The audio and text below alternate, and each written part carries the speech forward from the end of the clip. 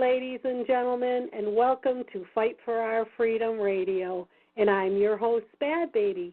And tonight we have with us Kevin Annett, and we are going to be talking about crimes against humanity. And Kevin is a renowned author of Hidden from History, Volume 1 and 2, and Love and Death in the Valley. And Kevin is also an ordained minister in the United Church of Canada. And Kevin, if you're in the room, would you push star 8 on your phone, please? Okay, that's what I thought. Hello, Kevin. How are you this evening? I'm fine, thank you. Thank you so much for joining us. And I'm so sorry about the mix-up and all the missed shows that we had going on. All right. That's all right. So tell us, Kevin, what's going on? For those that don't know about your story, why don't you give us a little update, and then we'll go into what's going on now. Sure. Well, my story has spanned over 20 years now. Started for me as a Protestant clergyman on the west coast of Canada, where I began to uncover with some of the Aboriginal people there the proof that the so-called residential schools had been killing children en masse for many decades. And after exposing that and being forced out of my job and livelihood, I worked for many years with the survivors, forcing this truth out. And most recently, we've been working at documenting these same crimes today, especially with the increasing number of missing people across the continent, especially Aboriginal people and children. So really it's been a long kind of process of bringing this out. A lot of our work is up online, itccs.org. That's the International Tribunal into Crimes of Church and State that has been not only researching this but undertaking the prosecution of those responsible. So that's kind of in a nutshell for people who don't know my background. And this is still going on, isn't it, Kevin? Oh, very much. The most basic statistics show that, the death rate among Aboriginal people, not just in Canada but in America, is as high as it ever was 50 to 100 years ago. Disease, problems within families, not just the obvious drug and alcohol problems, but the fact that there's more Native people continuing to go missing and dying in police custody all the time. One of the things we've uncovered is a whole child trafficking network that occurs, across the continent, involving people who can go missing very easily. For example, in America, we've found that one of the largest areas where children routinely go missing are on the southwest Native reservations in the Gila and Arizona Navajo reservations. A huge number of children go missing, and yet, as with homeless people or others, they're not missed. That people don't realize it's happening. So this is some of the ways that, this crime is continuing. And also, you find a lot of Native people being forced off their land so that resource-hungry corporations can get in there. The American military is sustained by the uranium of the reservations in northern Canada, the Cree reservations, where a lot of the uranium that go into American weapons comes from there, and a lot of natives there are dying from the uranium poisoning. So this is some of the examples of what we're talking about. And when these children go missing, I'm sure they're reported missing. And who do they report it to, and does it fall on deaf ears? Well, what we find, not just with Native children, but generally right through the government system of so-called child protection, we find that there's a large number of kids that actually go missing in the system. That is, there's people, social workers, police, others within the system who are actually trafficking these children. And often the way it happens is, they figure there's over 60,000, 70,000 children go missing every year across America alone. And often they disappear, like when they're being sent into foster care.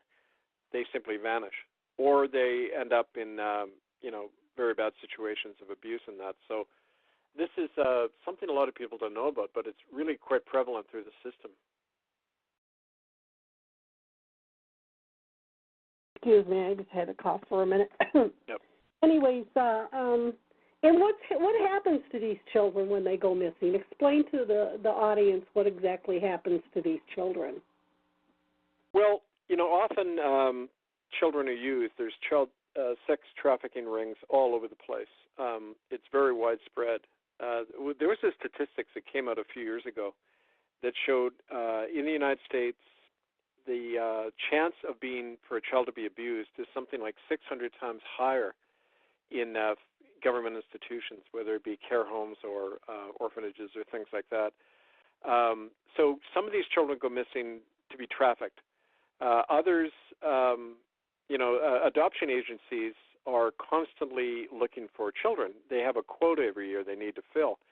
And one of the connections with, for example, the Roman Catholic Church, which is very heavily involved in child trafficking and has been for a long time, the churches are given numbers of children that are needed every year, and these children are provided through the system to the foster care agencies or adoption agencies where children, parents who can't have kids are looking for them. So it's really a black market in human beings, and of course human trafficking is a huge industry in the world.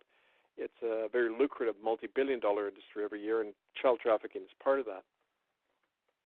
And some of these children are actually auctioned off also, aren't they, on an auction block? Oh, yeah. I mean, literally, for example, part of the work I do in America is I've worked with the survivors of some of these satanic family networks that use children in ritual killings. And they literally, one of these women in New York who's a survivor of one of these cults, wrote out a list for me of some of these safe houses, and they're all over America. They're not actually safe houses; they're prisons where children are held and sold off like a slave block. So slavery in this sense is still continuing. It's just much more hidden, and like I say, protected by a lot of money. Big money is involved in this. Now, these children that are in these safe houses, they don't register them in school, so aren't neighbors suspicious of seeing all these children in these houses? Well, yeah, but that's the reason that they have the cover of police and social workers that go in and, kind of give a front of legitimacy to these things. But, there's also a lot of political involvement that, and this is heavily covered in our network, itccs.org. People, you can see the names and the various other people who are involved. I mean, one more notorious example is some of the people I worked with in Holland who are survivors of these satanic networks described at one of the ritual killings. It was this what's called a human hunting party where they take children and teenagers they've gotten out of juvenile detention centers and they release them naked in the woods outside Brussels in Belgium, and they literally are hunted down by these wealthy people, including members of the Dutch and Belgian royal families.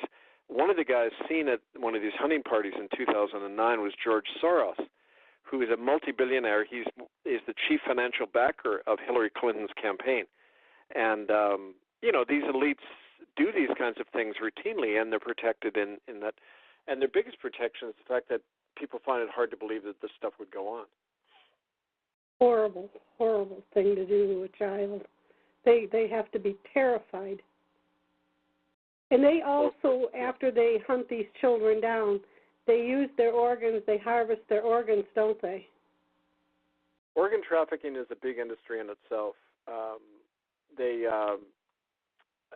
And it's like a whole business. It isn't just these kind of the myth out there is that there are these lone sickos responsible for this, but in fact it's a huge industry. Organ trafficking, one of the things that's been most documented is the way it goes on in China, where every year several thousand people are executed in their prisons. And the Chinese military that run the prisons, the generals get a certain percentage out of all the organs they can provide to these facilities around the world that need human organs on a routine basis. We found Israel and China are large areas where organ trafficking goes on. Any area where there's been a disaster, where there's a civil war, and a lot of bodies are lying around, you see organ trafficking going on and child trafficking. Now, explain to the audience exactly how you brought this into court, and who was the jury? Well, a little bit of a background. In 2010, I was invited to come over to Ireland, and at that gathering of different groups of survivors of these crimes, like survivors of the Catholic Church abuse and that in Ireland and other groups, we formed the International Tribunal into Crimes of Church and State, the ITCCS. And one of the things we did is we formed common law courts of justice, which are convened under common law. The right of citizens to form their own courts and juries is part of international law. Basically, when courts and governments are involved in hiding their own crimes, citizens have the right to convene these common law courts. That's, the citizen grand juries in America is an example of that, the grand jury system, where citizens can actually investigate crimes and convene courts to investigate criminal acts. Well, it's the same idea. We convened two different courts in 2012 and 2013. And the first case had to do with genocide in Canada that I've documented so well. And the court ended up indicting and eventually convicting 30 defendants, including the Queen Elizabeth of England, Pope Benedict, Joseph Ratzinger, who actually stepped down in the 2-week period when the conviction came down, because he knew very well that he had been named as a primary defendant, and we had found letters signed by him ordering the cover-up of child abuse and child trafficking in the Catholic Church in America and Ireland. So these people are convicted under common law. It means that any court in the world can issue arrest warrants against these people, even though they're heads of state, because no one is above the law. It's just a matter of finding, people with the determination and governments with a will to convict these people, even though they're heads of state. Was a warrant served on the Queen? Yes, there were arrest warrants, summonses into the court, which they ignored. And, of course, when you ignore a summons and you ignore things being said against you in public, it usually means that you're not contesting what's being said, and it's an admission of guilt often under the law. But there were arrest warrants issued. There was an attempt to enforce them. And, of course, trying to do that right away is perhaps not feasible, but the point is that it achieves a certain moral high ground where these people know they're guilty, and they, the way that they act in such a very defensive and paranoid way all the time. I mean, look what's going on in Rome with this new Pope Francis. He was brought in as a spin doctor to make the Catholic Church look good after all of these revelations came out. He himself is guilty of child trafficking in Argentina during the Dirty Wars in the 1980s, where he would, and this was a common practice of the Catholic Church, where they would go and traffic the children of political prisoners and make a lot of money in the process. That's what the so-called Pope Francis, Jorge Bergoglio, did when he was Archbishop of Buenos Aires. So it runs all through these institutions. Even the so-called liberal reformers are guilty of these crimes. Give us a little bit of history on the current Pope. Wasn't he a Nazi? Well, that was Ratzinger, the one who stepped down. He was a Nazi war criminal, correct? He was in the Hitler Youth. He was also a member of what's called the Knights of Darkness, which is a satanic cult within the SS that sacrificed people. They operated a lot of the death camps where, they could get a lot of people for their rituals. And Joseph Ratzinger and his brother and others were all members of this. But he was, yes, Hitler Youth, and closely tied to a lot of these satanic networks. People don't realize that the Catholic Church are Satan worshipers. When you tell Christians that, they just look at you like you've lost your mind. Well, no, it's when you dig anywhere beneath the surface on this stuff, you see the evidence is everywhere, and it's one of the reasons the Catholic Church has this policy, standing policy, that whenever a child is raped within the Catholic Church, it's to be covered up. and the police are never to be told. That's a standing policy called crimen solicitatis. So you only do that when you only order your priest to cover up a crime if it's going on in a big way. And the very fact that they would have that policy shows that, it's much more widespread than people realize. I mean, even the Catholic Mass, I look at the whole symbology there. If you drink, they literally believe the communion elements are the body and blood of Christ, and it's a form of cannibalism when you think of it. You eat of this body and drink of its blood, and you become immortal. I mean, that's the whole idea. And it's a small step to go from there to actually sacrificing children. In practice, this has been part of a thing called the Ninth Circle. It was a group that was set up at least as far back as the 1500s, probably earlier. There's reference to it in Vatican documents that we've uncovered. And the Ninth Circle is a satanic ritual network, sacrificial network within the Catholic Church that every pope and every top cardinal has to take part in. And, literally it's the belief that the blood of the innocent gives them power on earth. Yes, I had seen a video where a young girl was taken to the Vatican by her father, and she was told she was going to be transformed into something. I don't remember what she said, but she actually watched them put a 4-year-old child on an altar and slit his wrists and let his blood drain into troughs that went down into the chalice. And they let that child slowly bleed to death while they tortured him. Why is it that they torture these children? Why they're draining their blood and killing them?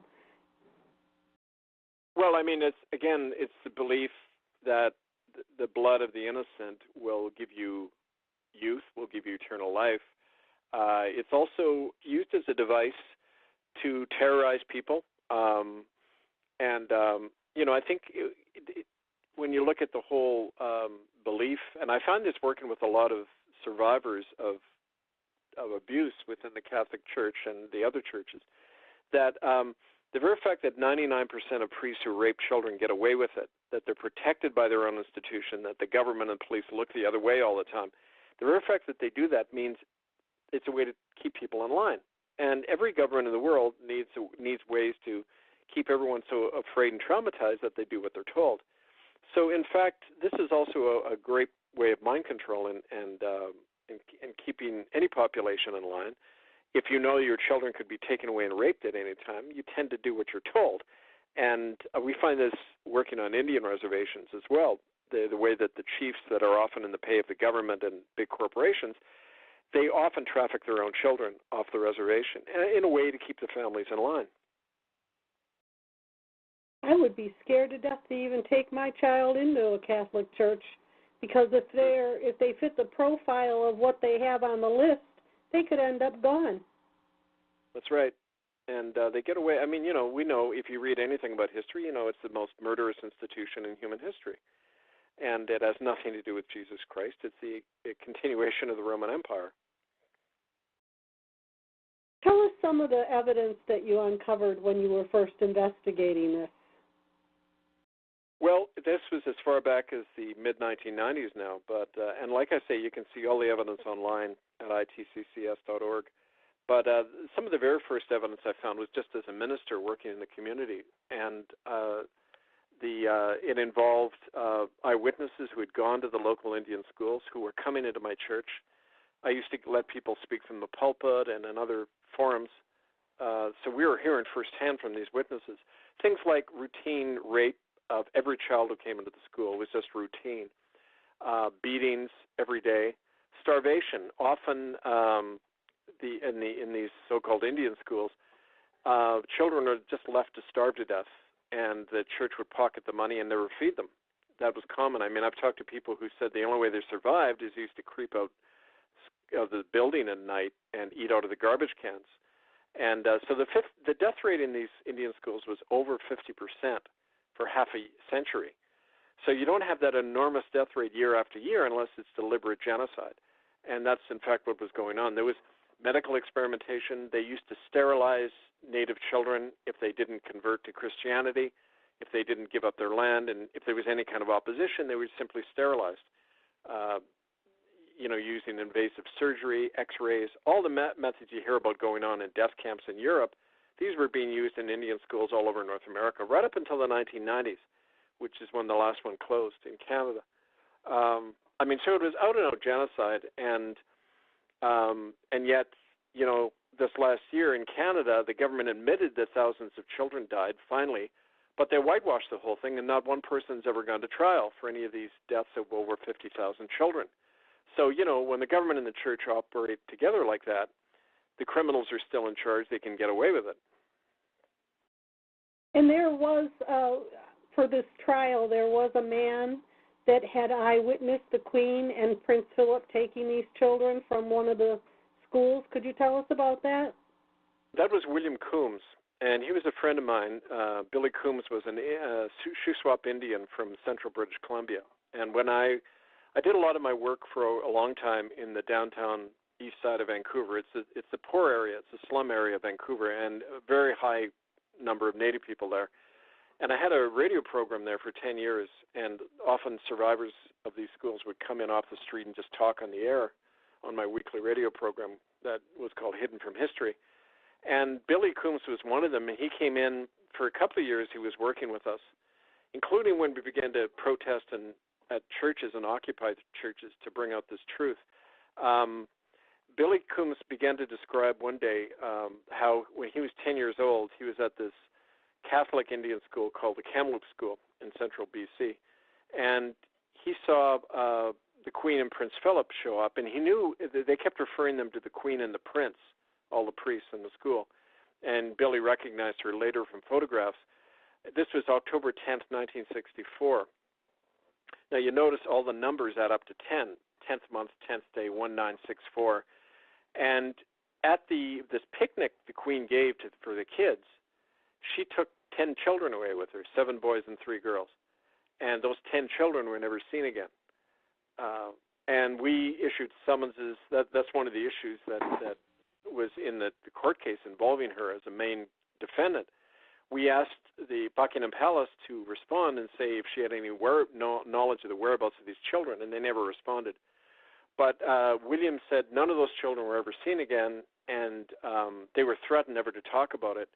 Now, William went public with this on our radio program, and in February 2011, he was scheduled to come over to London to give testimony about this. But the week before he was to leave, he was ordered to report to this Catholic hospital, St. Paul's Catholic Hospital in Vancouver. And according to his partner, May, who witnessed all this, they gave him an injection which put him into a coma, and then less than 24 hours later, they pull him off life support and just kill him. So that wasn't accidental. 5 other people who were key witnesses have all died in the same way, all of them Native, all of them connected to the work we're doing. Who was it that ordered him to go to this hospital? It was what's called Vancouver Native Health, which is a government health agency, but they're connected to something called Providence Healthcare, which is run by the Catholic Church. So ultimately, it's the Catholic Church, I believe, that ordered this killing along with the government because the Vatican and the Queen of England are very closely linked. Sorry about my dog. All right. Well, tell us a little bit about what do you think the Queen and the Pope meant by telling us enjoy our last Christmas? I'm sorry, I didn't hear the whole question. I'm sorry about my dog. Someone's outside harassing me in my yard. Tell us about what do you think the Pope and the Queen meant with their Christmas address telling us to enjoy our last Christmas? What do you get from that? Oh, I think that, what I mentioned earlier about the kind of maintaining the level of fear among the population. It's one of the ways that, people know this having done research after 9/11 and these other staged incidents, that if you keep the level of fear up among people, that part of the brain that's able to critically look at things tends to be shut down when the fear mechanism is in place. And so if you want to keep everybody enslaved and dependent, you have to keep them in a continual state of fear. And that people are especially vulnerable for that kind of manipulation at emotional times of year, like Christmas. I find as a minister over the years that, the suicide rate and everything goes way up at Christmas because people are in a state of anxiety and they're very susceptible. So those comments are designed to keep the fear level up primarily so people can be controlled. It's often a sign of weakness on the part of the elites that they have to keep doing that all the time. So I agree that they try to keep everybody in fear. Do you think that they'll ever be arrested, Kevin? I think that they're afraid of being arrested. That's why they tend to be avoiding a lot of public appearances and that, and why the Vatican is doing its damnedest now to try to make itself look good. It knows it's lost the moral high ground. So that in itself is a victory. But in terms of physical arrest, don't forget, we're not out to get individuals with this, although there are individuals guilty.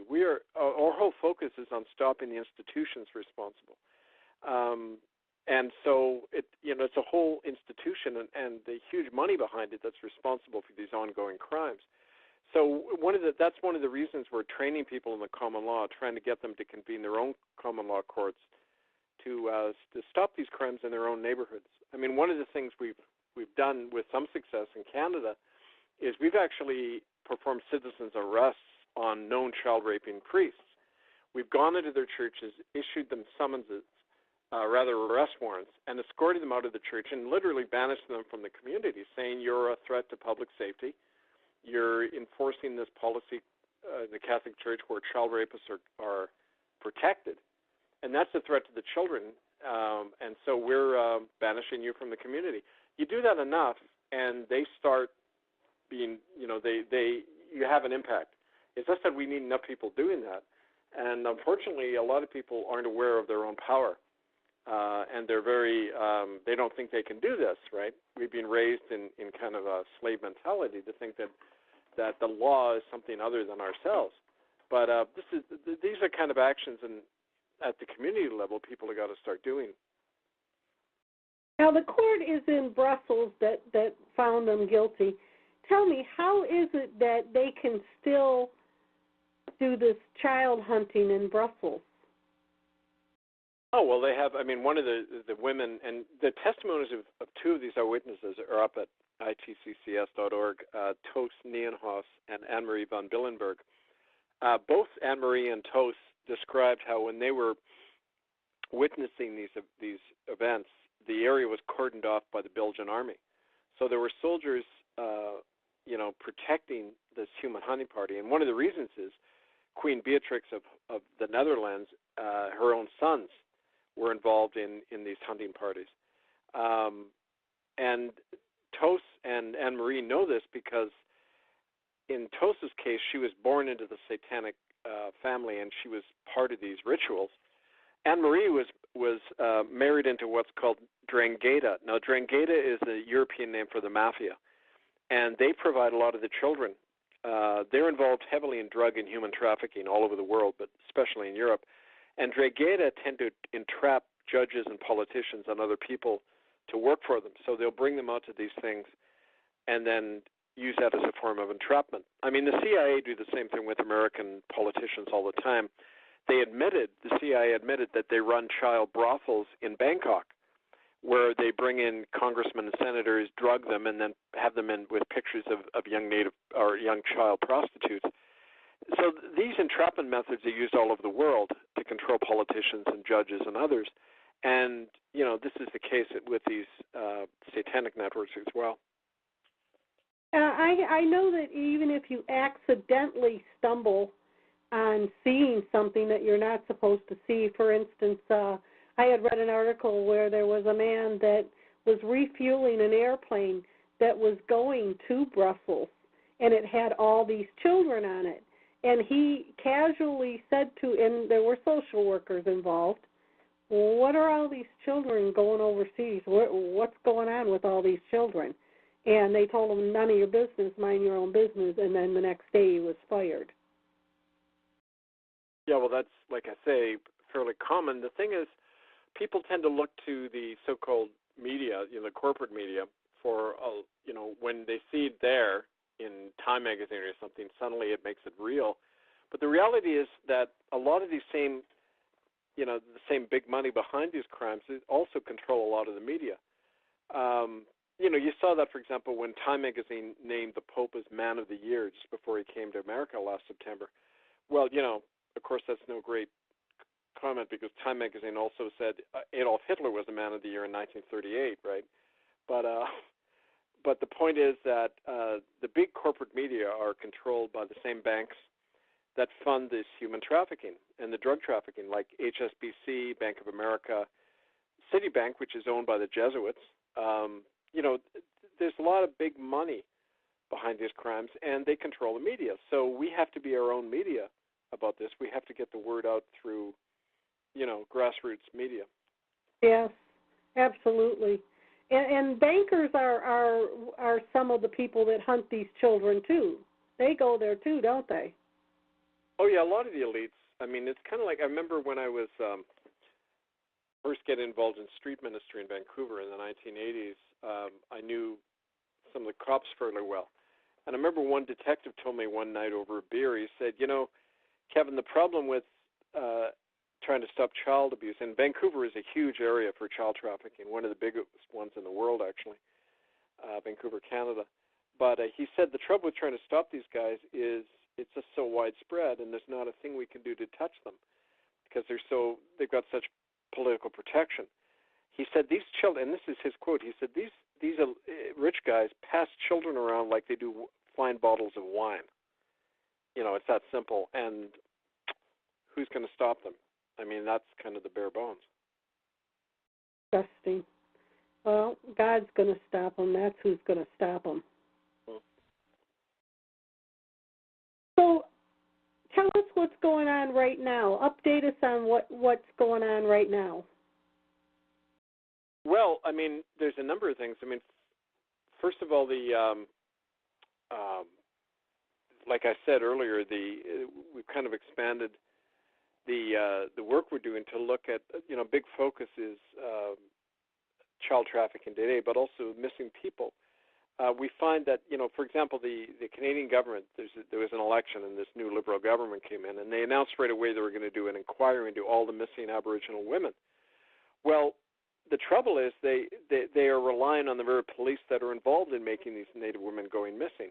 Like out in Vancouver, where on the west coast of Canada, and the figures are very similar for America, but in the west coast of Canada, something like over 2,500 Native women have gone missing, and no one can account for what happened to them. We know from eyewitnesses that it's the Royal Canadian Mounted Police and the local police that are involved often in abducting these women.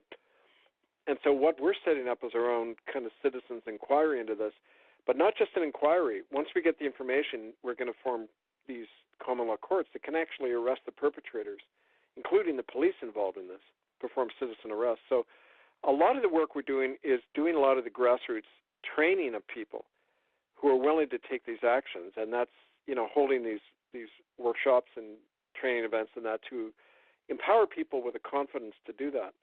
So that's the direction. We're not just gathering information and having inquiries. We're using that as court evidence to actually prosecute these people and stop the crimes. Actually, people that are going into the Catholic Church unaware of what's going on should be made aware of what's going on, don't you think? Yes, well, as a matter of fact, we have flyers, we have information you can hand out to anyone who goes in the Catholic Church, just telling them the basic facts that every Catholic priest in the world is obligated by this policy, crimen solicitanis, to cover up child abuse when it happens in their parish. They're not to tell the police, or they'll be excommunicated. So they're told, in effect, that God likes a child rapist because you're going to go to hell if you rat out the child rapist. And that creates a horrible environment when any child rapist knows that they can become a Catholic priest and get away with it because they'll be protected by their local bishop. And it's like any organization in the world who tried that wouldn't be allowed to do it, right? You have a standing policy that you will protect child rapists in our ranks.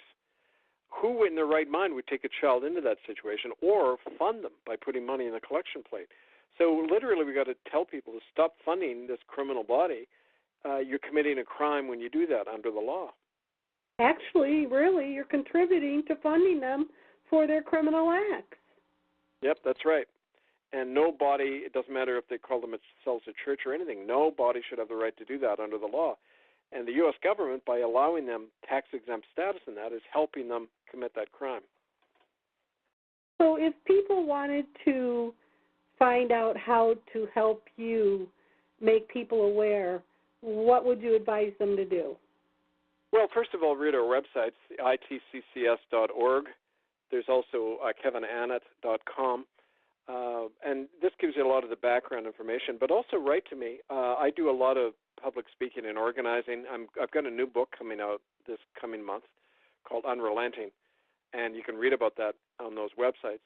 But invite me to your community, and we can do this kind of work. And most importantly, start documenting the crimes. If you know of something happened in your neighborhood, you have to be the police on this, because the police are often compromised and controlled, so they can't intervene. So write to me, Hidden from History 1, that's number 1, Hidden from History 1 @gmail.com, and realize that it's we who have to take this action. What about Bohemian Grove? Do you think that they hunt children there? I know that I have read that they sacrifice children there. Yeah, well, that's kind of got its own history, but it's all connected. The Bohemian Grove stuff is part of kind of a more general satanic ritual network that's fairly highly placed. I mean, it involves very powerful people. And, it's kind of the more glamorous ones, because a lot of people know about it and people I have witnessed in that. But don't forget that for every one of those, there's 100 similar things that are operating underground off the radar screen that we don't know about. And those are the things to uproot and get rid of. Well, it's not just these few places. I know that I had heard a story of a guy that was invited to go to some kind of a ritual in the cemetery, and he had no idea. He just thought it would be cool because it was supposedly witchcraft. And when he came there, they actually had a baby, and they had the baby laid on a headstone, and they sacrificed him. When they did this guy who didn't know really what he was getting into, he screamed. It shocked him. And they all turned around like, who's this? And he ran, and they went after him. He actually had a detective in New York City that he went to that hid him from these people, but that's how easily you can stumble into a mess like this. Well, very much. And, it's amazing how close it is. People don't realize it literally can be in your own neighborhood. And, people aren't even aware of it. I also had read that when Johnny Gosch was kidnapped, that there was an investigator that had gone to a house that was told that Johnny Gosch was held at, and these children were held. Actually, they didn't find the children, but they found evidence that the children were there, and they were held underneath the house in a crawl space where it was all dirt, but these children had written and carved in the wood their names. Yeah. Have you heard of things like this? Oh, yes, all the time. I've got many stories of this documented. I mean, in our report on genocide in Canada, we have the statements from 358 different witnesses to this, and it's well documented. Like I say, people need to go to itccs.org and just spend some time and go through all that information. How did you feel, Kevin, when you started finding all this out, not knowing that this was going on? Well, like a lot of people, I'd been raised in the culture that did it. I found it hard to believe right away, but I couldn't deny what so many people were telling me. People were opening up to me because I was very open with them, and I wasn't pushing religion on them. I genuinely wanted to know what was happening, and the more I learned, and then when I found it confirmed in documents, after I was thrown out of the United Church, I got working on a PhD at the University of British Columbia, and I found documents from the government's own records from Indian schools confirming everything people had been telling me, the enormous death rate, the sterilization programs. It's all on the record. And I just put it together and published it online. And that's when a lot of the the trouble started for me. But, it's undeniable now. But like I say, when the people who did it are still in power, it's hard to get any reaction at that level. When they made you leave the church, before they made you leave, did they tell you to keep your mouth shut? Oh yeah, a number of times I was threatened. I had my daughters then. I was married and had two young daughters. They were only 6 and 3 when I got fired. And within a couple of weeks, the church went to my wife at the time and said, "Look, this guy's never going to work again. If you want to leave him, we'll help you with your divorce." And that's exactly what they did. They gave her documents to make it look like I was crazy, right? And the court gave her custody of both my children. So I lost my children, my family, my ability to earn a living. You know, it's what you do with whistleblowers. I'm not unique in that sense. When you're standing on a big crime, they use a standard practice of destroying the whistleblower's family, all his friends. They say he's crazy. They make it so he can't get work. And usually when you take away your loved ones and your ability to earn a living, that's usually what knocks people off. But in my case, it didn't work. It just made me even more determined. And now all of this has come out as a result of it. Amen. You know, that's exactly what happens to us targeted individuals. They take away your livelihood. They destroy your credibility with the neighbors and friends and family, and they have to slap that crazy label on you, because if you're crazy, no one's going to believe a crazy person. Well, yeah, exactly. And, you know, it's happened to a lot of honest people out there. And as a matter of fact, one of my personal projects is I'm trying to set up a support network for whistleblowers and people who've been targeted, like targeted individuals, because we all go through the same thing, and we're all alone trying to survive, and we need to combine forces and share lessons with people who, you know, honest people in the system who are trying to do the right thing. We need to support them so they're not victimized the way we were, or at least we can bring support to bear when it comes down. So anyway, that's something that if anyone's listening out there, really just contact me and we can work on these kinds of things together. Yes, I would like to be involved in that, because you're absolutely right. We are isolated, and you know, people who go through what we're going through, they know we aren't lying. They know how the program works. They know how you are isolated and discredited. And yes, we do have to stick together, because that's all we have is each other. Right. Well, please drop me a line after when we're offline and off the air, and we can talk more about that for sure. I would love to. I can probably get other targets involved in this too. Good. So yes, well, we can organize something. Good. That would be great, you know, because targets do reach out to find somebody that could help. Now, I do have a guest in the audience that would like to ask a question, so let's unmute. Yes, Arizona, do you have a question for Kevin? Yes, Kevin. Have you heard anything about the Church of Scientology and anything they've done? Because they have targeted me. I've received some reports by people who said that they were subjected to all sorts of mind control techniques and even abuse, physical abuse, and others in the Scientology network. I haven't worked with any of them directly, but I have read and heard stories. Yep. Okay. All right. Well, you're talking to one of them now. I was on staff with them back in the late 70s, early 80s, and I shredded quite a bit of very damning material about them. They didn't know that I had read this material, and I should have kept it. I should have kept copies of everything, but I didn't. I was too scared. I mean, what I read really terrified me. And so about 20 years ago, I let it be known that I had this information, and they targeted me, put me in the program.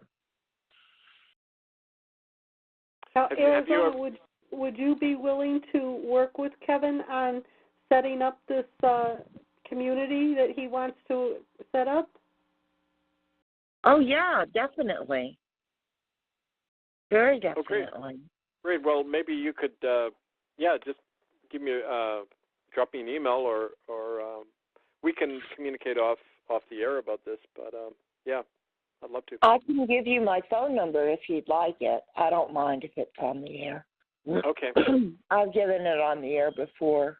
So it's area code. Do you have something to write with and on, first of all? I do, yeah. Okay. It's area code 520-406-8509. And could you tell me your name, please? My name is Kathy. Oh, Kathy, okay. I'll be sure to call you this weekend, Kathy. Thank you. Oh, you're welcome. Thank you. Okay. Yeah, I'd be very interested in helping with this. Thank you. The problem is with targeted individuals, Kevin, is it is such a covert, just like the children being trafficked. It's such a covert operation that they are actually setting up calls like mine that are set up by the perpetrators. And a lot of targets come into these calls and they get hurt. And what they do is they let these people go on and on and on and give out personal information, and it's very, very damaging to a target. And a new target, an older target catches on after a while, but a new target comes into the lion's den, just to be slaughtered. And they need a place to go where they know that they aren't going to be double-crossed. Yeah, well, whistleblowers perform a really sacred function in our society. They protect lives. They unveil corruption. And they're lone heroes all by themselves. And we have to honor them and protect them as a community. And so this is really important kind of next step in what we're doing. We've got to do preventive, medicine as well as responding when these things happen. Don't I know it? Yeah. I know it, right, Kathy? Oh, my. Yes. Don't get me started. And so do I. I feel like when I walk around, I got a big bullseye on my forehead or on my back. But, yes, I suffer worse than others because of exposing these crimes. Well, the important thing is, like you, Kevin, somebody's got to do it. Yeah, we got to stay in touch with each other, and most important weapon we have is publicity. I say to people, go public. That's your best defense. Thank you so much, Kathy. Do you have anything else you would like to say? I'm going to mute you back.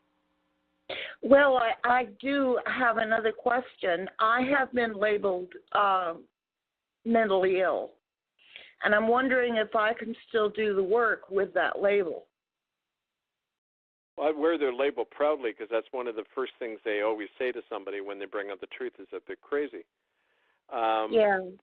But I actually have that. I have that diagnosis. They have railroaded me already. He was forcibly committed. Right. Well, that's the fact that they're doing that is to some degree an admission of guilt on their part. Why would they have to do that? Right. But sorry. No. Go ahead. Well, I was just going to say that, jailing of dissidents under the label of being mentally incompetent in that's an old practice, and they do it all the time as a way to shut people up. And also, there's laws in America and Canada which allow you, it's in England they call it fixated threat, where it's a category that you can be considered mentally ill if you're consistently upset over an issue or a person. So if you go to a protest more than once, in England they say, oh, you're mentally you're fixated about this issue. We can put you in a psych hospital and examine you. It's what they used to do in the old Soviet Union. If you were a dissident, you were automatically crazy. And that same, tyranny is now operating in American and psychiatric hospitals and everything. They're using that whole label to attack any dissident now. It's a form of control and trying to keep you quiet, keep you in fear that they, that they're going to harm you again, put you in the hospital, and force more drugs into your system. It's just a form of control. Yeah. Yes, and they've done that. With me, they put me on Haldol for over a year, and it made me extremely sick. They have in their records that I am allergic to it. I've told them more than once that I'm allergic to it, many, many times. And it's in their records. And, I started to speak out about the targeted individual program again. And my psychiatrist said that they were going to put me on Haldol or Thorazine. Well, we will pray for you, Kathy, for your protection. And I wouldn't worry about label because, they try to label us all.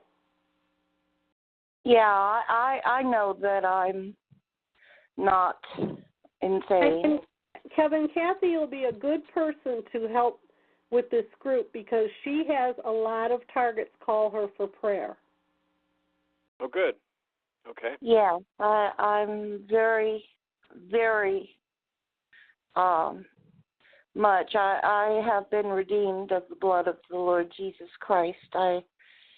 I love him with all my heart and soul. And I know that this makes him literally ill. All this that's going on. It just makes him sick. And he really grieves over it. So, I have, that's my ministry is prayer. Good. Okay, honey, thank you so much. And if you have a question later, just *8. And I'll give you back. Okay. God bless you, Kevin. And we'll talk to you soon. Thank you. Okay. All right.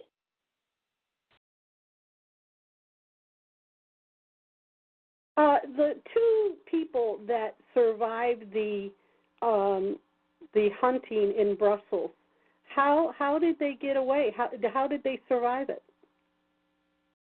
You mean the witnesses, Tos Yes. and Marie? Well, unfortunately, Tos was raised in this cult, and she was a participant. She didn't actually do the killing at the time, but she saw it happening. Anne Marie had been blackmailed by her husband to take part and watch because she was a lawyer, and they needed her. So, they were insiders, in other words. So they weren't actual the children that were being hunted. So none of the children do survive this, do they, Kevin? No, they don't. They're obtained regularly. Often immigrants, like I say, areas where there's children to be gotten easily, like a war-torn area, like in Haiti during the hurricane there. All the disaster relief agencies that go in, sometimes they are child trafficking groups posing as disaster relief groups, and they grab the children that way, and you never see them again. Mm-hmm. I also had read that they take body parts and keep them as a trophy. Well, that's right. That's what Anne-Marie saw. She said there was a castle chateau in France where these guys used to meet and party after, and she said on the wall, literally, they were cut off the penises of the young boys they killed, and they were mounted as trophies on the wall. Oh, my God, how disgusting. Yeah, very sick. And how is it that she being targeted now? They both live underground. Tos had to leave the country. She was in the Netherlands for a long time, and they were facing continual harassment and arrest, so they moved to another European country. Anne-Marie's in hiding in Belgium. I think Judy had sent me information about them. They wanted to come on the show, and then my computer got hacked, and I lost that email. So I will have to get back with her, but I was wondering if that would work out if we're in different countries because of the time difference. Well, they're in around Greenwich time, which is 5 hours ahead of Eastern time in America. So depends where you are. Well, I'll have to get back with Judy and find out if she can give me that information again. I've been having a real hard time with my computer being hacked, and it's not surprised. It's just to try to deter me or, figure I've had enough yet. Have I had enough yet? I'll never have enough. I can't just sit silently on my hands and let all this go on, and I don't care what people say about me. I know I have the crazy label on me. I know that they try to say I'm crazy. But you know what? You cannot dispute facts, can you, Kevin? No, that's from the very beginning. All the work I've done, I based it on hard evidence. You know, people's stories corroborated by documents and all sorts of stuff, including remains. We've done digs at the sites of these former Indian schools and come up with the bones and the buttons off old school uniforms. I mean, all of this evidence is now coming out more and more. You were there. You actually did the digging of digging up these bodies? Yeah, it was among the Grand River Mohawk community in Brantford, Ontario, and they invited me in 2011 to come in, and we brought in forensic researchers. We found the mass grave based on what witnesses had told us where they saw children getting buried. This whole thing is again up online at itccs.org. We've got video and everything from it, but one of the significant things is one of the witnesses said that she used to see, whenever they used to bury children after they were killed at this Anglican Church of England school, they would take the child, bury them, and then plant a tree on top to hide the mass grave site. Well, we unearthed the remains of this old tree, and stuck in the roots about a foot underground were all these buttons from school uniforms, and they were identified as coming from the school uniform, along with bones, several of which turned out to be human. We even had the Smithsonian Institute in Washington analyze them, and they were of a young girl. Well, I mean, what more proof do you need? But the whole Canadian media blacked it out. They wouldn't report that when we sent it out. Now, the only newspaper in Canada that reported that was the local Mohawk Indian newspaper, which then got shut down after. So it shows you how tightly controlled the media is. I mean, here's the first proof of physical remains of a child from an Indian school mass gravesite, and it's blacked out in the media. So the jury in Brussels, how I mean, weren't these people scared to sit on a jury? Well, their identity was kept secret. There was 58 of them, 58 citizen jurors from around the world. They were linked by Skype. They were in different countries.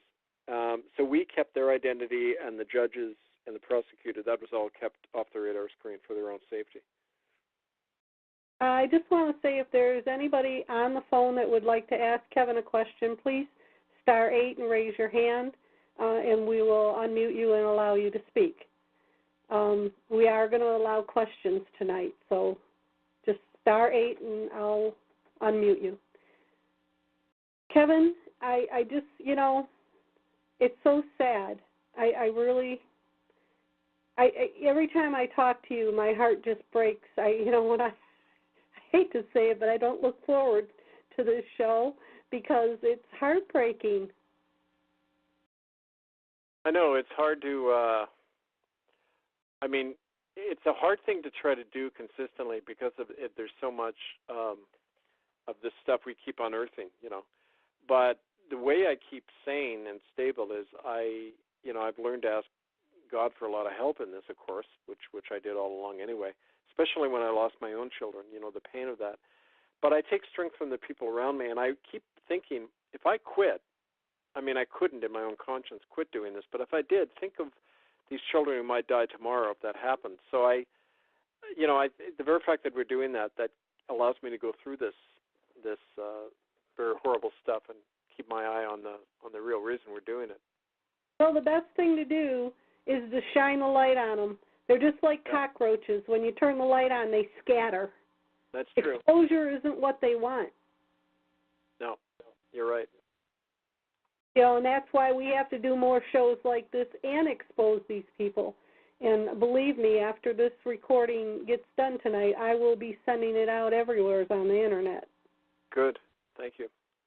So, I will stand as long as I can until I take my last breath against the evil and tyranny that goes on around this world. Right. Now, let's talk a little bit about the court. Exactly how long did it take for this to go on and for the court case to go on? And how did they get the jury to come into the court if their identities were, kept secret? Oh, they weren't physically in a court. They were kind of linked all over the world by Skype. The court had to keep moving its location because he was getting threatened all the time. So it was meeting different spots in Europe. But like I say, there were two different cases. The first case had to do with genocide in Canada, and then the next year, in 2013, there was 2014, there was the case brought against the present Pope and the head of the Jesuits and the Archbishop of Canterbury for their involvement in these child ritual killings and child trafficking. And that opened up a whole other case that's still under investigation about how wide and extensive this child trafficking and child sacrificial network is in the world. And that's, like I say, what more we're working on these days. Well, Kevin, you know, I commend you for all the work that you are doing, and I'm so sorry. I must have missed reading about how you lost your job and your family. I didn't catch that the last time we talked. Well, that's a whole story in itself. It was actually what was responsible for some of my own awakening on this stuff, because it's kind of strange how we have to experience something kind of personally, otherwise it's not as real. And when I saw what the church was doing to me, I realized, well, not only are they hiding something, but look at how cruel they're being to one of their own. How, you know, and that made me realize what I was part of for the first time. And you know, so I mean, it's things like that in our personal life that wake us up. But they, you know, it's like a gradual process. It just didn't happen to me overnight. Are you still experiencing harassment? Tell us a little bit about what's going on. Oh, it happens all the time. A lot of it is like, you know, I often say to people, if I was a Native man, I'd be dead long ago for what I was doing. But because I'm white and I was a minister, the way they deal with people like me is you know, smear campaign. They discredit me and try to destroy my reputation so nobody will follow any of this. And they were pretty successful over the internet to do this because they used a lot of, you know, the classic divide and conquer methods and that kind of thing. But my strongest weapon is the fact that all of this stuff has been proven, and we're standing on solid evidence. But, you know, there's constant attempts to harass me, attack the people around me, knock away any support, anything you can imagine. There was, I'm actually in my upcoming book on relenting, I publish kind of a lot of these incidents just so people can see what I've been up against. And for anybody who would like to get your books, how do they go about that?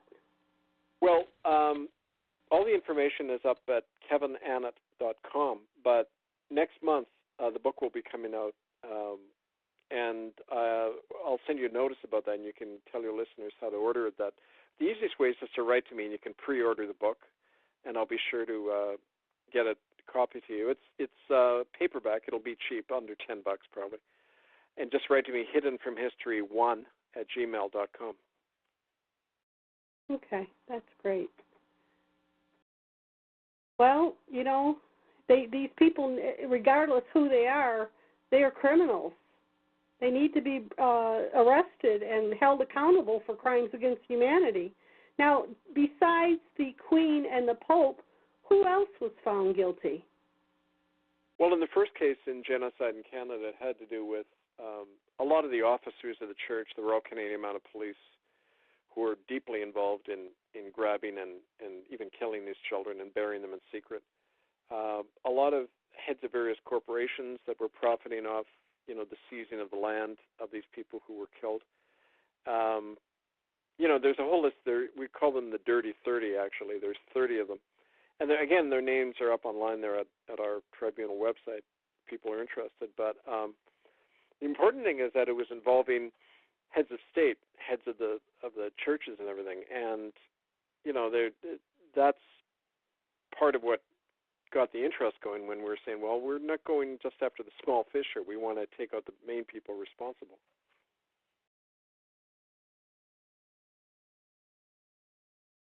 For someone in the United States that would be witnessing or suspicious of a house around them, what would you suggest for them to do? Because most people say, well, why don't you call the cops? Well, the problem is that the police are really easily influenced, and anyone involved in trafficking or abusing children, occasionally they're lone nuts acting on their own, and those are the ones you hear about in the press who are arrested, But if they're in any way connected to a network, they'll have protection, and the police will be told to back off. So that, in a way, the last thing you want to do is tell the police. What you've got to do is organize the community and get people involved. And when somebody is involved in doing these crimes, they're cowards, and the last thing they want is public exposure. The way we often deal with this is we get the picture of the person once it's been corroborated and proven that they're guilty. We get their picture, their mugshot. We put it all over the neighborhood. Watch out for this man. He's a child rapist. He's a threat to children. And we perform citizen arrests. Once that happens, the person usually just vanishes. Now, that's not good in the sense that they'll just go do it somewhere else. But that's the importance of the Internet and that, getting this information out, getting these people known in the area to protect children. Once the police see us doing that, they'll start coming around. The honest elements in the police will sometimes even contact us and say, yeah, here's some information. As a matter of fact, that helped us. The very fact that we do that got the honest police to come forward. And a couple of years ago in Montreal, Canada, we actually stopped a child sacrificial ritual when Montreal and Ottawa police told us that it was about to happen. And we had people go in there and stop it. So you can work with the honest cops, but they've got to be shown an example that the citizens are willing to do that. It's the old thing, if you lead, the so-called leaders have to follow you. You don't wait for them to act. Yes, I agree. It's funny because there are some honest police officers, but, I know one that said that it was going to help me, and he took all my evidence of my harassment and targeting, and he came back to me and said he was so sorry that he could not help me, because if he did help me, what they're doing to me, they would do to him. So even some police officers that are honest are in fear for their own livelihoods. Yeah, well, the honest people in the system usually get forced out. That's what I found as a minister. And if they have a conscience, they'll keep working with you kind of off the radar screen. They can always be of help, providing information and other stuff. The important thing is to keep working with these people as human beings. And they, in America, the advantage is you have local county sheriffs who are elected by the people. They're answerable to the electorate, not to the feds. And that gives you an advantage as well, potentially. No, I don't have much faith in that. Okay, well, maybe you've had more experience than I have on that, but in Canada we don't have anything like that. So. Well, the thing is, I've done shows with people that are involved in the election process, and it's exposure of election fraud. And, sometimes when you're pulling the lever for one guy, you're actually voting for the other guy. So there's a lot of election fraud going on. So I've lost complete faith in elections in this country. Oh, I agree with you. I wasn't saying elections are the way to go because they're totally controlled, but I meant the fact that the sheriffs are local people, they might be able to be reached. It was my only point. Oh, okay. Well, when we start organizing this group, I'll educate you a little bit about law enforcement. All right, sounds good. At least law enforcement in the United States, okay? Right. No, yeah, well. It's sad, it really is that the problem is, this is the biggest problem, that people in power have control. Yep. And they need to be kicked out of their positions and the power that they have. And the problem is, like you said, if there is an honest congressman, he's put in this brothel and drugged and taken pictures and blackmailed. I mean, they control everything. Yep. Well, that's why, when America was founded on a very different tradition that said you don't trust government. You don't trust any one person with power. The power resides in the people. And so does the law. That's why we can form our own courts and do our own investigations. So I know when I first was going through my targeting, I contacted Channel 7 and Channel 2 and Channel 4, and one, I can't remember which one of them was interested, and then they called me back and said, I'm sorry, I can't help you, I'll lose my job, and I don't want no part of this. This is a can of worms I don't want to jump into. Yeah, that's a typical response, but there's always a few who are, you got to go for the other people. It's like when you're in a 12-step group, you know. The only one who can understand you is somebody who's been through it. Similar with this, when people have been victimized, then they start waking up. And it isn't a bad thing in the long run. It's a good thing because then you're woke up to what you're part of. So we got to reach those people. That's the importance of this network, to support the whistleblowers. Right, exactly, because those that are going through it, they understand. They don't. I have somebody right now that I'm trying to explain that had just met me and said, well, why don't you move? Well, why don't you go to the police? And I get tired of repeating myself, you know. I sound like a broken record. Yeah, well, you can't explain, you know. You can't explain to people. It's kind of like faith, you know. You can't really put it into words. Same with our experience. You just got to keep acting on what you know is right. So when you said that this one local officer it had notified you guys that they were going to do a child sacrifice and you actually prevented it, how did you get the child away from them? How did you prevent it?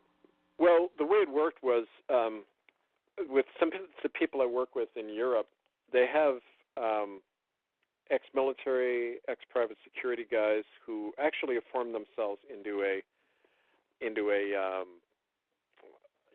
group that goes in and stops the abuse of children. They take direct action. They've done this on a number of occasions. They got notified. They came over to Montreal, and they went to the house. It was a wealthy area of Montreal called Outremont. And they went in, they found the house, and they went into the basement, and it was in preparation. The sacrificial ritual was going to happen that night, and they stopped it. They made citizen arrests on 2 of the people in the house, and so the event never happened. And apparently the children who were being held, their relatives found out about it and were able to free them. So they definitely saved the lives of 2 children that night, and they found in the basement a torture center. They found altars for sacrifice. There was dried blood. There was manacles. There was photographic equipment. It was horrible the way they're describing it. And they notified the police. They made it public and everything. So that place was shut down for sure. But it took a lot of work, and the important thing is inside information.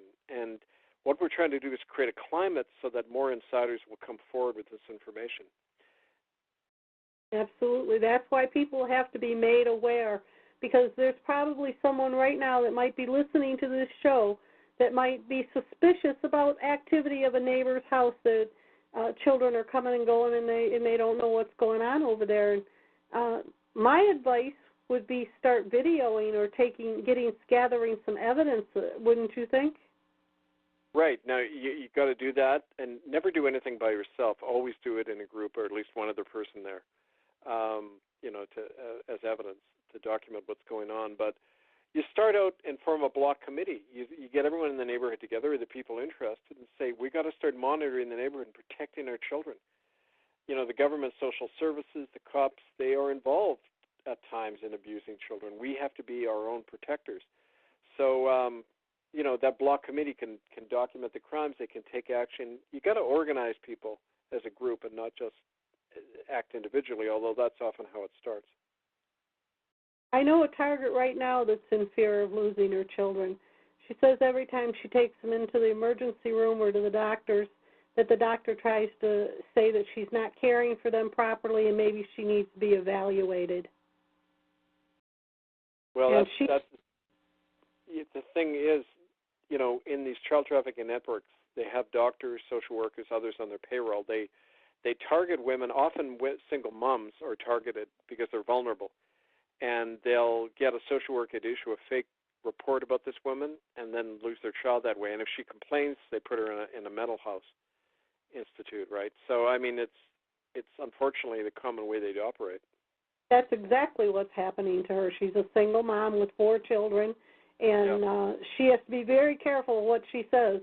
She had one child get hurt, and she had to take him to the emergency room, And I don't know whether they have us in the computer, and I have experienced this myself at the emergency room. They're one way, but then when they enter your information in the computer, their demeanor changes. So it must be in the computer that we're targeted.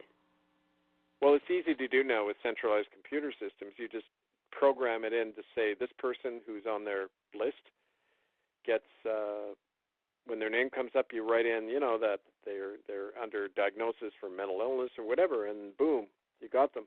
So you got to keep right out of the system, and especially, feel free to pass on my email to her, and I'd be happy to talk to her. Okay, I will. Well, I'll try to get a lot of them. I have a lot of them that contact me every day. I'll try to get a lot of them to come into the group, and maybe we could just set up where, we could have them. We'll do a private call or something. I know that they have free conference call. I used to have a free conference call account. We could probably open one of those up where only the people that get the conference number can come into the room. Well, sure. And the other thing is, in next month when my book comes out, I'm going to go on a book tour across America and Canada, and then over to Europe in the spring. And I'd be happy to come to any community to do these readings, but also to meet with people, use it as a way to meet people. So if you want to organize that where you are, we can talk about that. Okay. You say you're coming to Canada. Well, I'm in Michigan by the bridge here. Would you be coming this way? Well, I won't say over the air which way I'm coming, but I can definitely come. What part of Michigan are you in? I'm over by the Blue Water Bridge in Port Huron. Oh, yeah, okay. Well, no, definitely we'll talk about that because I know other people in the area, and we can organize something for sure. Yeah, I'd love to. Maybe we could get together, meet, and I'll have a meeting, and this way you'll be able to see what my face looks like. Good. All right, sounds good. I don't put my face out there. I've got enough Bozais on me.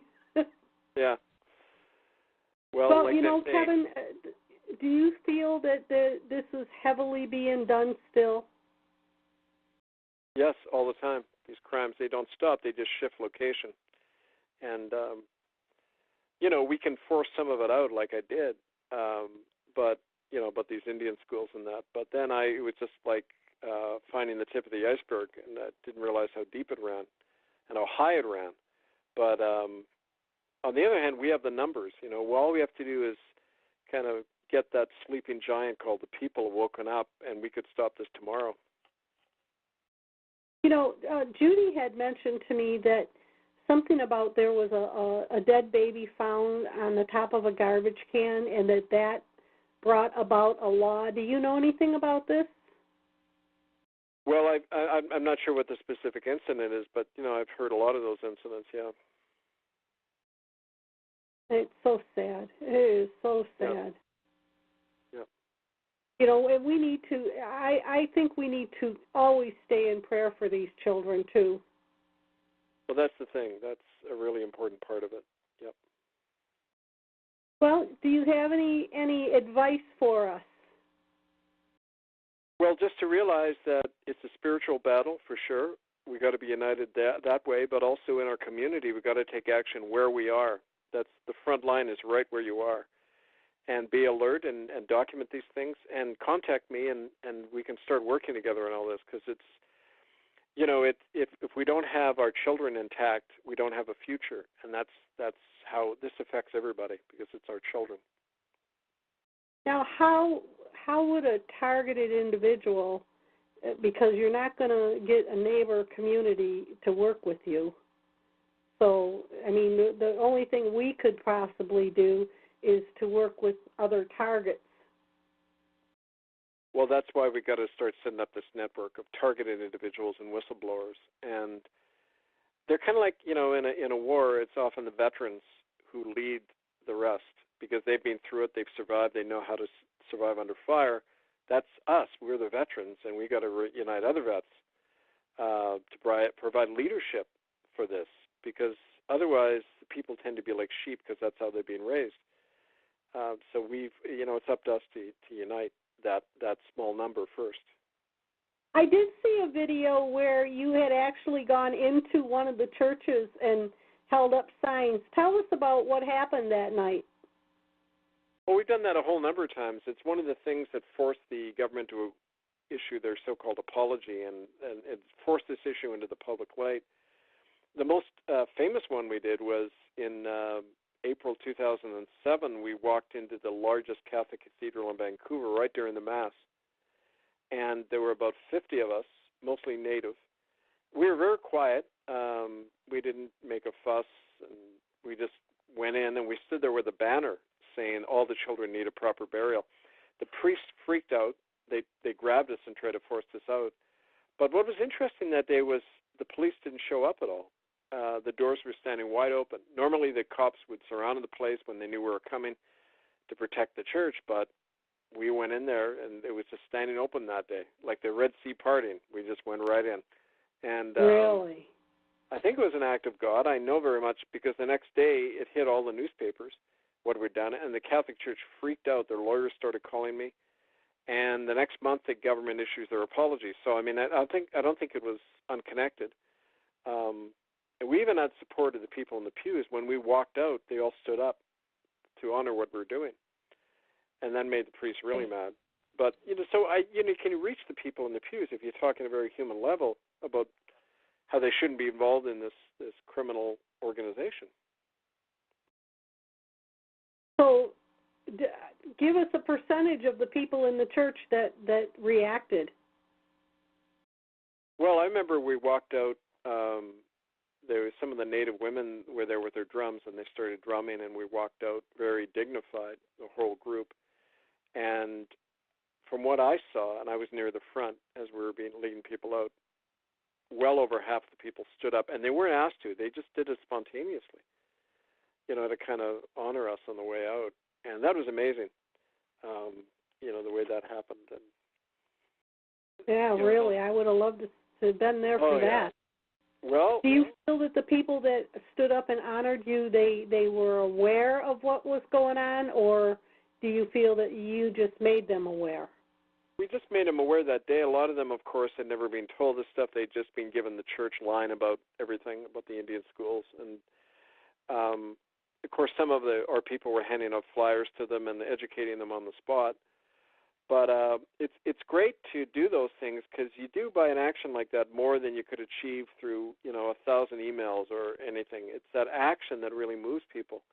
So I often encourage people just to do that. Go stand outside churches, start educating the people. And that's what the church bosses really fear when you're beginning to affect the people on the ground and affect the people who put money in the collection plate. That's what they're really worried about. So when the police, have you done this and the police have shown up? Yeah, I go right over and talk to the police. And I say, this is a criminal organization. Here's the proof. They've murdered children. They've covered it up. They have a policy to protect child rapists in their own church. If you go and protect those people, you're aiding and abetting a crime. And you don't have that right to do that as peace officers. You're here to protect the people and maintain the peace and not to protect criminals. And at that point, they stand back. When they've been warned that way, they're not stupid. They realize it's true what we're saying. It's been all over the news, these crimes. And so, I find that just educating them, they're often fathers themselves of children, and you can reach the police. Yes. Now, have you done this in the United States at all? We've done it a little bit in the States, mostly in Canada, sometimes in Europe. We even took that same banner right outside the Vatican. I did an exorcism ceremony outside the Vatican in 2011. So yeah, it was great. You find that people are basically uninformed. That's the biggest problem. Absolutely, they have no idea that this is going on. I generally mentioned it in going by in public to people, and they just look at me like like I'm crazy and I'm from some other planet. That there's no way that this could be going on in the Catholic Church. Well, I guess because that's what they're raised with, but they don't know any better. But I mean, when the first lawsuits began in Boston, in Los Angeles, against the Catholic Church, this stuff was all over the news. It's just people have short memory spans. So We just got to keep educating them. Well, I had hired someone to work on my house, and he had told me he went to the Catholic Church up here, and I said to him, why would you want to participate in a criminal organization? Don't you know the Pope sacrifices children? And he said, I don't believe that. You'd have to prove that to me. So maybe I ought to send you his email. Yeah, and just give him the websites and have him listen to the stuff. Well, I don't talk to him now, but, you know, I would love the proof to go to him. We have another question. Yes, Kathy. Kathy, are you with? Yes, I'm sorry. I have myself muted. I've heard that the Jesuit part of the Catholic Church is extremely, the church in general is not Christianity anyway, but I've heard that the Jesuits are particularly bad. Do you know anything about the Black Pope? I understand he's Jesuit. Yeah, well, since they were formed in the 1540s, and they're the military arm of the Vatican, they're a secret society.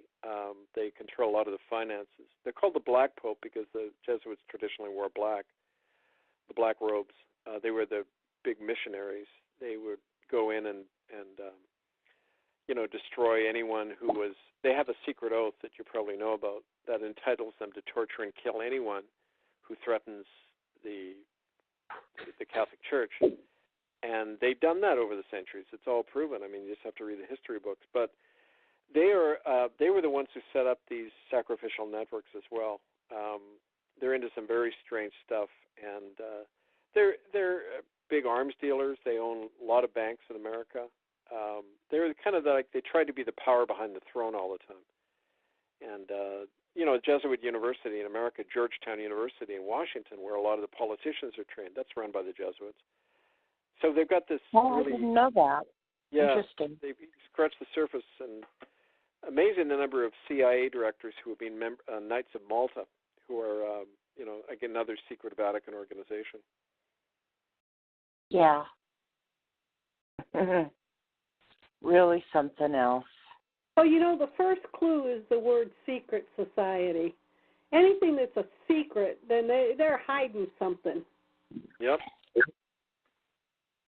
Yeah, they do. Yeah, Okay. I live in Arizona, and I live close to the reservations here, and, I hear all the time about children disappearing just off the face of the earth, Yeah. And the Vatican owns Kit Peak now, which is the observatory Right. close to on here. Yep. And I'm sure, the people disappear around that too. Well, they do, and the Indians down there are very, very afraid of getting near that telescope. Yeah, it's interesting you are. said that. That telescope is right near the area where a lot of children go missing, and I've written some stuff about that. I'll send to you. But we're working with some of the people down there. It's called the Gila, Gila, Indian Reservation. That's where a lot of the sacrifices and disappearances happen. Yes. Yes. Being that you're I'm very familiar with the Gila Reservation. Right. Being that you're so close to there, Kathy, maybe you can help in some way. I possibly. I don't know. I didn't get information. Well, this is we should talk more, Kathy. I'll be sure to call you. Okay. All right, wonderful. Now, I understand that there is one individual who is called the Black Pope. He heads up the Jesuit branch of the Catholic Church. Is that correct? Yeah, that's right. His name's Adolfo Pachon. He just resigned, though. When he last year, when we named him as being involved in this Ninth Circle sacrificial network, 2 weeks later, he announced he was stepping down as head of the Jesuits. So we don't know who his replacement is. But this tends to happen. It's happened with 5 officials of the Catholic Church. We name them, then they say they're going to resign. So that's the latest on him. But, again, a lot of what they do is behind the scenes you never hear about. So what happens if there's a priest that knows he's not part of it, but knows that it's going on and does not say anything? He can't say anything, really, can he? Under the Vatican laws, if he talks about this stuff, he can be imprisoned in these private Catholic prisons they have in Rome and other places. He can be expelled, excommunicated, and imprisoned by the church. They scared the priest to go along with this stuff. So they've got to help protect child rape and child trafficking, or they get seriously knocked down. But I know a number of ex-priests who are fully aware of this. I used to be good friends with a nun who got raped by a bunch of priests when she tried talking about this stuff, and they almost killed her. So there are honest clergy who you can appeal to, but you've got to get them to come out, right? My God, even the nuns? Yeah. Well, I was going to ask about the nuns. What is their function in all this? Do they imprison the children? Do they keep them in the convent? Yeah. I mean, traditionally, like a lot of the Indian schools I researched and the survivors I've spoken to, the nuns played a horrible role. They were often the ones who did these worst crimes. There's even a school still operating in Chamberlain, South Dakota. It's called the St. Joseph's School. It's still run by the Catholic Church. And a lot of the Lakota, the Sioux children who were kept there were killed, and there's a mass grave outside the school that's still operating. It still gets tax free status from the U.S. government.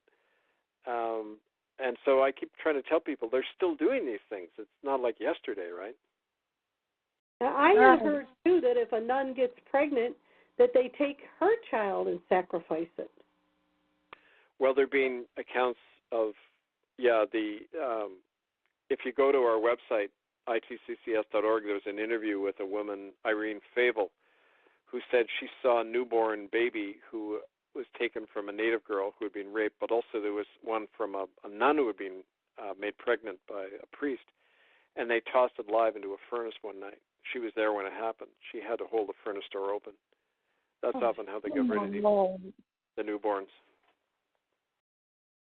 Oh. This is just so traumatizing. It really is. The fact to even think that someone would do that to a baby is just so heartbreaking. Well, I sure hope God does something about all this real soon, Kevin, because it needs to come to a stop. And I'm more than willing to gather people together and work with you and see what we can do. I'd love to walk into some of the churches around here and let people know, start making people aware of what's going on. Well, give me your phone number and email, and I'll write to you tomorrow. I will. I'll get a hold of you after the show. Okay, good stuff. I'm sorry, but I've got a thing coming up in 10 minutes, another call from Europe. But, yes, I know. You were only going to do an hour and a half, and we held you 6 minutes over. Oh, well. Happy to do it anytime you like. I apologize for that. But No, it's fine. No. Thank you so much for coming in and educating us on what's going on, and we will get in touch and try to organize something to get us united to stand against these criminals. Okay, and let me end with a phone number. I'll give you my dad's phone number in Florida. You can leave messages for me there, too, in case the email doesn't Hold on a second. Let me grab a pencil. Yeah, and for anybody who wants to leave a message for me, just leave it at 386-323-5774.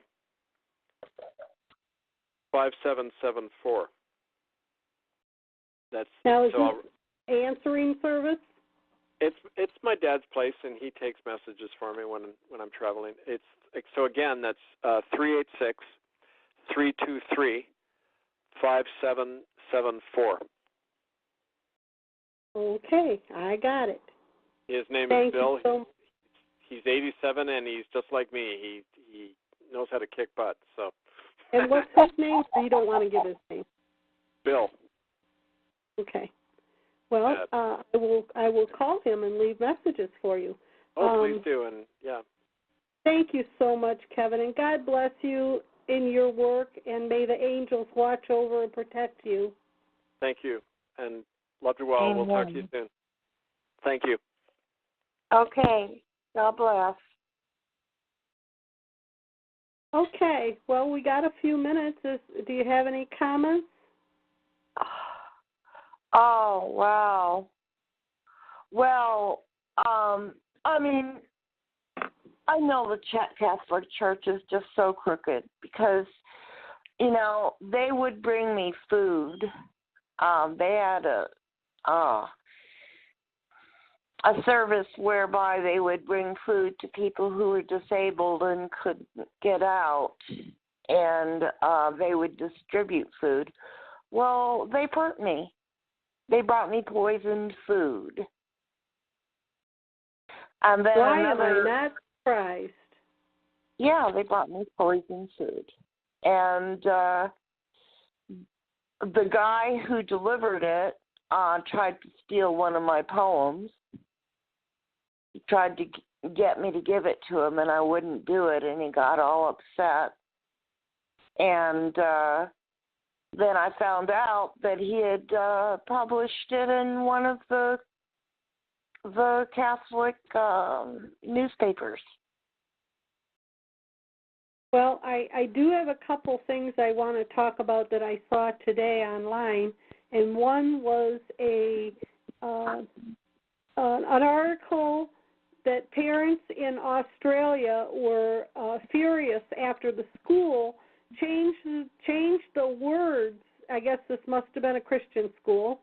They changed the words in a Christian hymn, and every time it said God, they changed it to Allah. Oh, wow. That Lovely. was one of the things that I saw today that kind of like unnerved me, you know. And let's see, there was another thing I saw.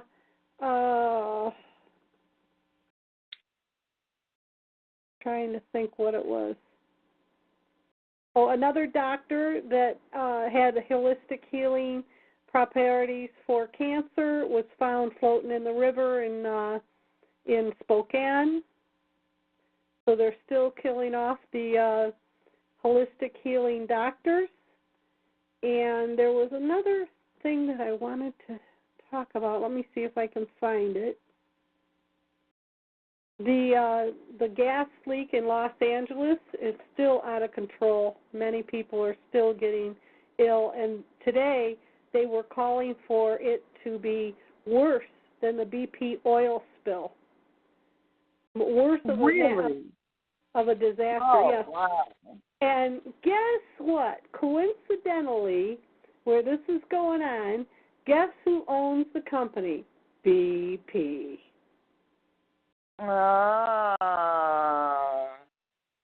So yeah, that's all arranged. Yes, this is a poisoning of our country. You know, they said that I think they said over 200,000 people in the area are affected by this, and they're all getting sick from it. Of course, it's natural gas. It's like, it's a methane gas, but of course they're going to get sick from it. Also, I read an article today that the Muslims plan to control England city by city, which that was something that they were talking about on one of the Christian shows that I watch on television.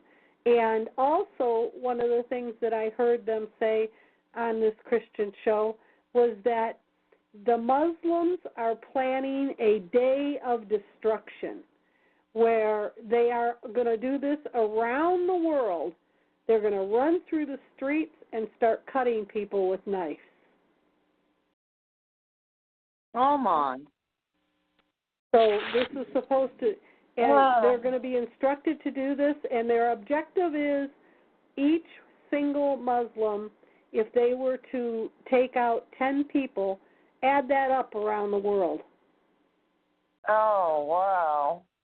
So this is going to be like something that they're planning that is a big event for them. I don't know when, but this is something that was heard through the grapevine that this is going to go down. Oh, I wouldn't doubt it. These people are, they're evil. They're wicked. Well, you know, they're still raping women over there in Sweden and Germany, and those people want them gone. In fact, I saw a video yesterday where they had, you know, and these people, these refugees, they're actually going to businesses, kicking the windows in at night and just walking in and stealing what they want. Well, I guess these men in Germany were getting tired of it, and they saw them kick the window in of a motorcycle shop, and they had rolled out 2 scooters, and these guys came running across the street with clubs, and one of the Muslims came running out of the broken window, and the one guy stuck his foot out and tripped him. It was so funny. He lost his balance, and he went flying head first into the parked car. Oh. But see, this is how, again, like Kevin was saying, the only way that this is going to stop is for the people to stand up. And this is what's going on. The people are standing up and saying, you know, and they didn't beat these guys. Oh, you should have seen what sissies they were. When they had them on the ground, they were holding their feet and hands in the air and going, la, la, la, la, la, la, like, don't hit me, don't hit me, don't hit me. And these guys didn't hit them. They just rolled them over and put their hands behind their back and arrested them. Good for them. You know, but like Kevin says, you know, we have to, as citizens, start standing up and doing the citizen arrest. Well, I don't know how true this is. Okay, so, you know, please don't quote me on it. But what I heard was during the war in between Israel and Pakistan back in the 60s, that what Israelis did to stop the war, it was a 3-day war or something like that. They stopped the war because they didn't keep prisoners. They just cut their genitals off. And that would prevent them from going to their heaven and having all their virgins. That's what they believe. That if they lose their genitals, so they stopped. Well, they feel they have the right to rape these women because they do not follow the Muslim faith and they do not cover themselves up like a Muslim woman. So they feel that they have the right to rape these women. Now, the article I read today, and there were pictures of this poor woman, they raped her until she died and continued to rape the dead body. Oh. So, yes, they're animals.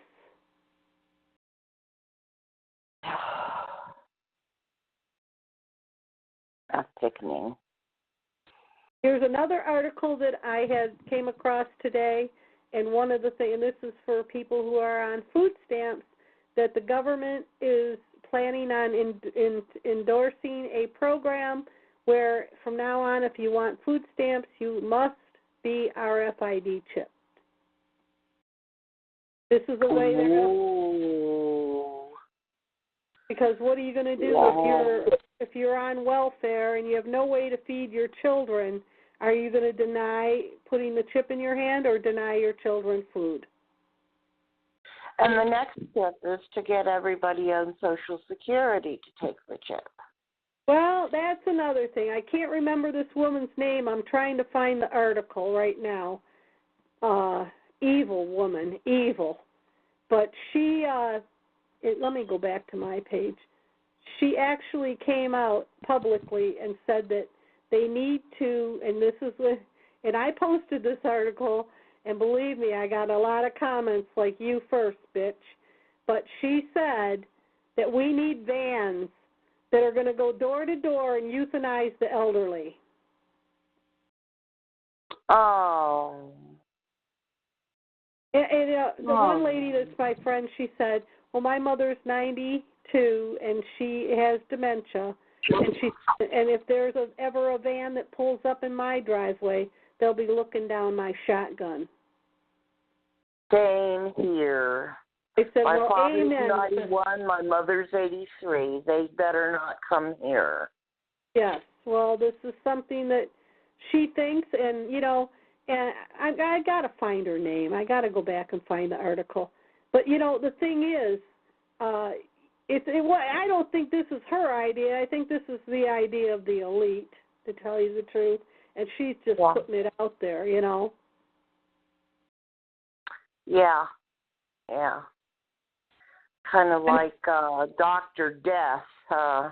Well, you can see how sick these people are when they're going to hunt children down and cut their body parts off and mount them on the wall.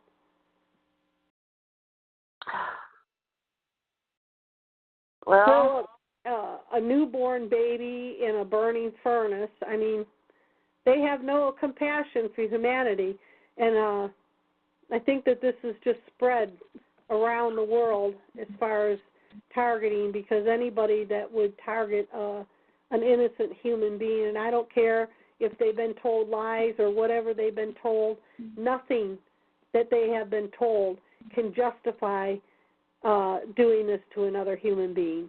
Anybody that would do something like this to another human being, in my eyes, is nothing but a monster.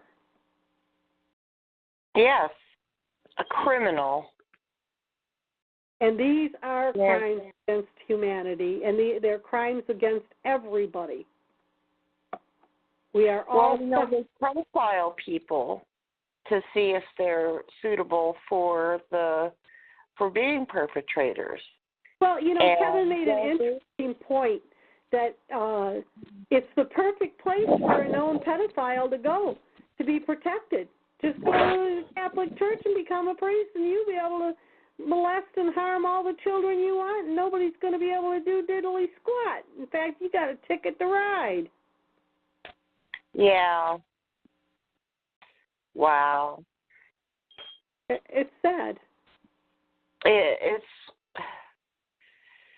well, you know, Satan hates us, and it's all satanic. And, you know, and children are especially vulnerable. They're especially, you know, they have no defense. So, you know, Satan wants to target as many children as he can because he knows that they don't have the defenses that adults do. And well, I want to address the people who don't want to get involved, because I've addressed things like this to people and said, you know, you need to be made aware of this and this is going on. And their answer back to me would be something in the manner of, well, this is too horrendous for me to deal with, or I really don't care as long as it's not happening to me. But like Kevin and I said, if you've got children, you put them at risk. If you allow this to continue, your children one day could possibly be a victim, or your grandchildren, their children. Right. You know, so yes, you know, eventually it will end up on your doorstep in some way or manner, and then after the fact, it's going to be a little bit too late if somebody doesn't stop it now. Right. Right. Also, I read an article today that the water contamination in Flint, Michigan, how they have proved, the people in the town have proved that the government officials were well aware of what was going on, because all the while it was going on, they were bringing water in for the people who worked for the government.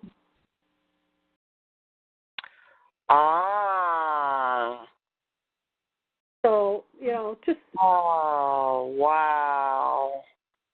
And also there is another town in Ohio that now they are saying they have found lead in their water. So as far as I'm concerned about drinking the water out of any tap, I would get a filter. I mean, I would definitely make sure you're filtered, because you don't want to get up one day and turn the TV on and find out, oh, goodness sakes, now it's my town. You know what I mean? Oh, yeah. They're deliberately polluting these waters. And they're, the Flint and this town in Ohio, they're just test markets. Well, I feel it's another big part of the depopulation program. And then they make it look like a big, oops, we'll help. Here's a case of bottled water for you free from the government after the fact that we've been poisoning you for almost a year. Huh. They had this little, oh, here she is. What's her name? Katie Hopkins, feminist celeb. We need euthanization vans to drive around and get rid of all the old people, she says. And her name is Katie. And, and her picture is here. Looking at her, she looks like an elderly person herself. She's got crow's feet. She's got the elderly-looking neck, and I have to laugh at some of the comments. Everybody's calling her a bitch. This bitch can't get rid of old people. Old people will get rid of her. She's not normal. What a sad woman. You first, bitch. You aren't no spring chicken, Oh, yeah. She's going to get the gray berets after her. Maybe we should just send her to the Catholic Church. Yeah, right. Oh, well, on that note, we're coming up on the last couple minutes of the show. I think I'm just going to tell everybody to hang in there, be strong, band together. I had a few people send me messages in the text about near-death experience show they want to do, so I hope they contact me. But, That'd be nice. I always like to hear about that. There are a couple people that want, can she see us? I'm sorry, I did not have the window open. So I'm back in the window and I'm reading what you are saying. Some of this I don't understand. Someone said Catholics scare me. May we speak also? We were invited here. Yes, you may speak. The show is getting ready to close out. And let's see, can she see us, or is it just the woman allowed to talk? No, you have to call in order to speak on the phone. And the next show for this window, I'm always out here on Friday nights, and the phone number to call in is 1-724-444-7444, and then you enter 43503. And if you're not a TalkShoe member, you put £1. If you are a TalkShoe member, then you'd put your TalkShoe number in and pound. But yes, I'm out here every Friday night, and next Friday we will be out here.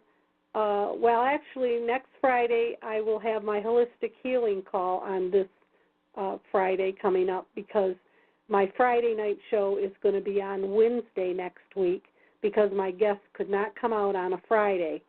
So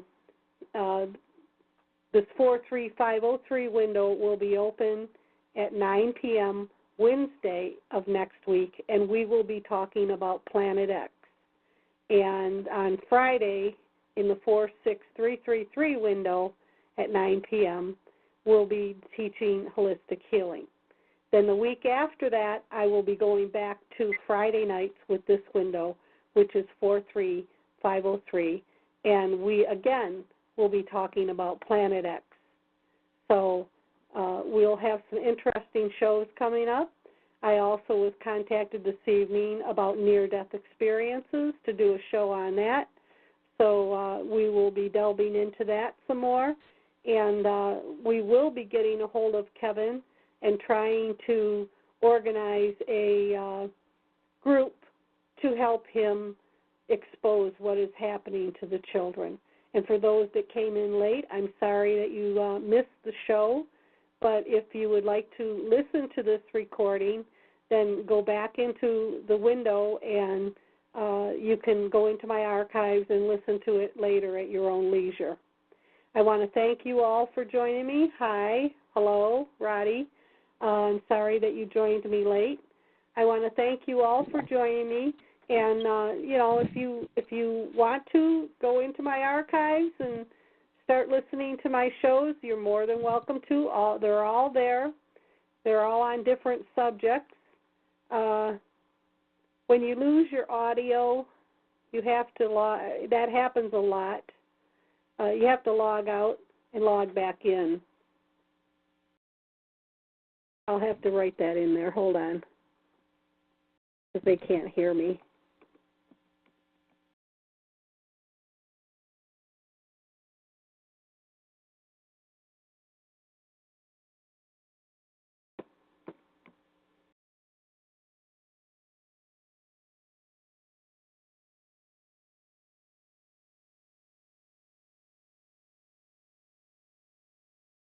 Oh, my computer's not working right.